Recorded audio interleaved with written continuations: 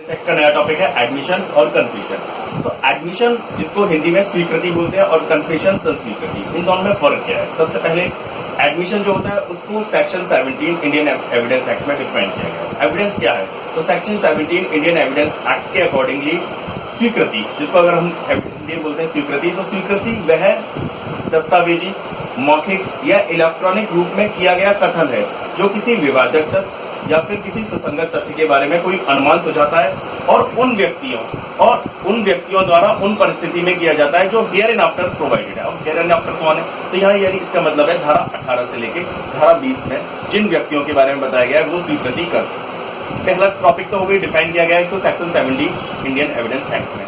तो ये हो गया स्वीकृति। अब संस्वीकृति को कहाँ डिफाइन किया गया है? तो संस्वीकृति को किसी भी सेक्शन में डिफाइन नहीं किया गया है। संस्वीकृति को डिफाइन किया गया है, एक केस आया था पकला नारायण स्वामी वर्सेस किंग एम्परर, उसमें प्रिवी काउंसिल ने कन्फेशन को डिफाइन किया। तो कन्फेशन को उन्होंने कहा कि कन्फेशन या संस्वीकृति वो कथन होता है जिसमें या तो अपराध को स्वीकार किया जाता है या फिर उन तथ्यों को स्वीकार किया जाता है जो अपराध का गठन करते हैं। तो इसी डेफिनेशन को फॉलो किया गया था सुप्रीम कोर्ट ने Balwinder Kaur versus state of Punjab वाले केस में। तो वहां कन्फेशन को स्पेसिफिकली किसी में डिफाइन नहीं किया गया। अब what is the difference between admission and confession?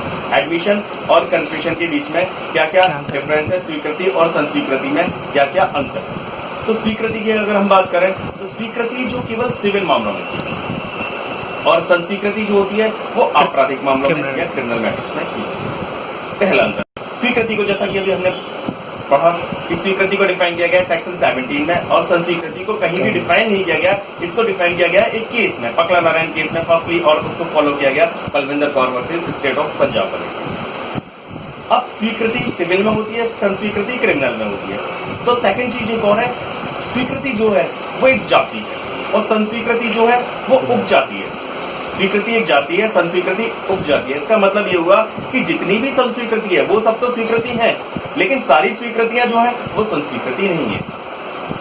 Not vice versa means all admissions are not confession but all confessions are admission.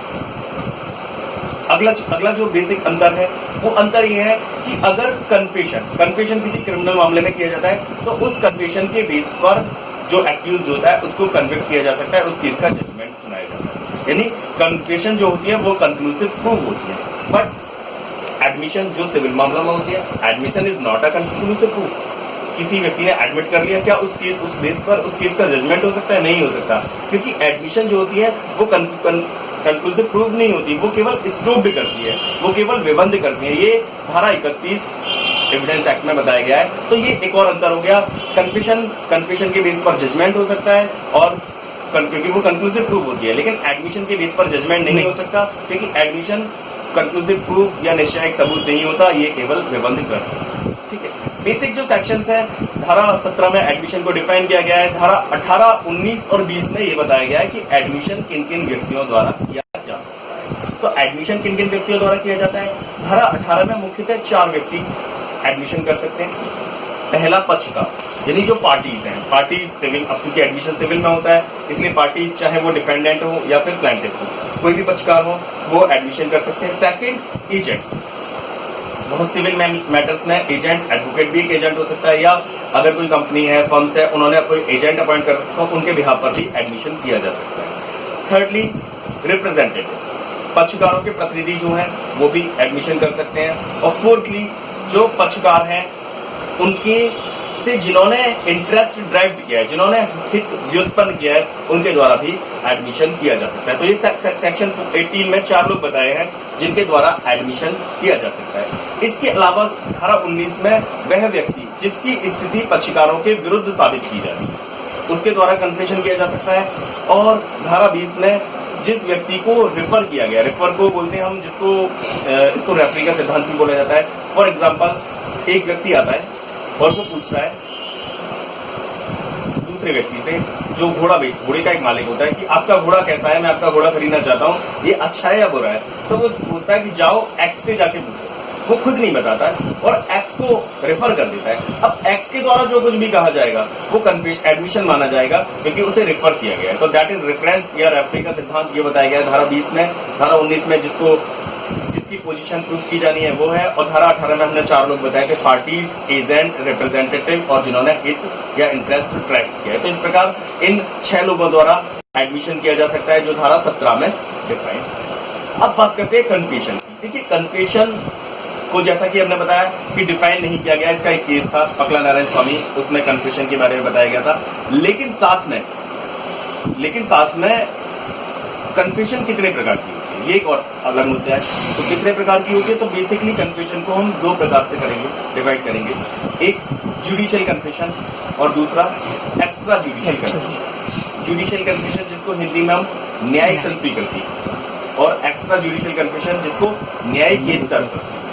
अब नाम से ही स्पष्ट है, जो न्यायिक संस्वीकृति है या जुडिशियल कन्फेशन है वो जुडिशियल मजिस्ट्रेट के सामने है, और एक्स्ट्रा जुडिशियल मजिस्ट्रेट मींस वो मजिस्ट्रेट से भिन्न किसी व्यक्ति के समक्ष की जाएगी। तो ऐसी संस्वीकृति जो मजिस्ट्रेट के सम्मुख की जाती है उसको जुडिशियल कन्फेशन बोलते हैं, और ये स्ट्रॉन्ग कन्फेशन होती है, स्ट्रॉन्ग एविडेंस होती है, स्ट्रॉन्ग होती है, that need not be corroborated. उसके संपोषण की भी आवश्यकता नहीं होती, और केवल इसी कन्फेशन के बेस पर उसको पनिश किया जा सकता है या उसको साक्ष्य में ग्रहण किया जा सकता है। लेकिन सेकंड जो कन्फेशन है, जो सेकंड एक्स्ट्रा जुडिशियल कन्फेशन, वो एक वीक, कमजोर प्रकार का साक्ष्य है। वो एक ऐसा है, एक कमजोर प्रकार का साक्ष्य है, और उसके कॉरोबोरेशन की आवश्यकता होती है, उसके संपोषण की आवश्यकता होती है। अब एक्स्ट्रा जुडिशियल कन्फेशन क्या है?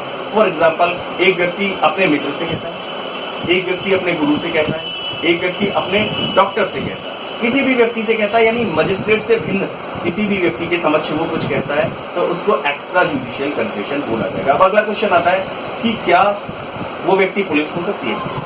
तो इसका आंसर है नहीं, पुलिस के समक्ष कन्फेशन नहीं की जा सकती, या पुलिस के समक्ष की गई संस्वीकृति जो है वो ग्रहण नहीं होती। ये किस धारा में बताया गया है? ये बताया गया है धारा 25।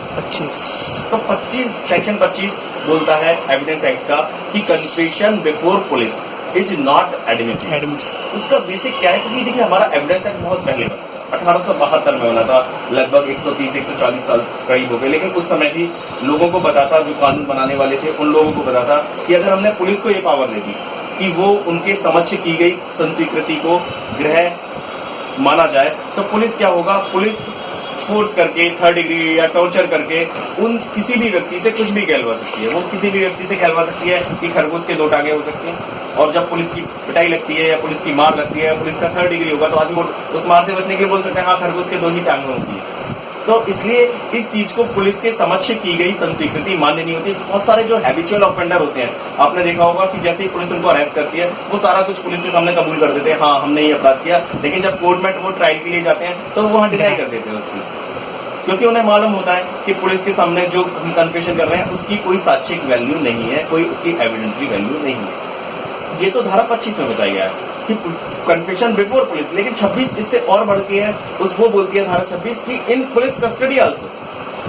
अगर पुलिस की कस्टडी में, फॉर एग्जांपल, अब पुलिस की कस्टडी है, पुलिस की कस्टडी में एक व्यक्ति पुलिस मेडिकल कराने ले जाती है डॉक्टर के पास। अब डॉक्टर मेडिकल कर रहा है, अब वो व्यक्ति डॉक्टर से बोल रहा है, तो अगर हम पुलिस की कस्टडी में वो नहीं होता तो वो एक्स्ट्रा जुडिशियल कन्फेशन की श्रेणी में आ जाता है। लेकिन अब चूंकि वो व्यक्ति पुलिस की कस्टडी में है, तो इसलिए वो एक्स्ट्रा जुडिशियल कन्फेशन में भी नहीं आएगा। वो क्यों? क्योंकि कस्टडी में जो भी कन्फेशन किया गया वो रिलेवेंट नहीं होगा धारा 26 के अनुसार। इसका केवल एक ही अपवाद है कि पुलिस की कस्टडी में कन्फेशन केवल तब रिलेवेंट होता है जब वो मजिस्ट्रेट की साक्षात उपस्थिति में या प्रेजेंस में किया जाता है। पुलिस अपनी कस्टडी में मजिस्ट्रेट के पास लेके जाती है, और मजिस्ट्रेट के समक्ष वो व्यक्ति अगर कन्फेशन करता है तो वो रिलेवेंट होता है, उसके अपार्ट वो कन्फेशन रिलेवेंट नहीं होता है। इसका मतलब 2 जगह कन्फेशन रिलेवेंट नहीं होगा, सेक्शन 25 के अकॉर्डिंगली पुलिस के समक्ष, और सेक्शन 26 के अकॉर्डिंगली पुलिस की कस्टडी। इसके साथ साथ अगर धारा 24 जो है वो बोलती है कि किसी व्यक्ति को इंड्यूस किया गया, प्रॉमिस किया गया, लालच दिया गया कुछ की कन्फेशन कर लो,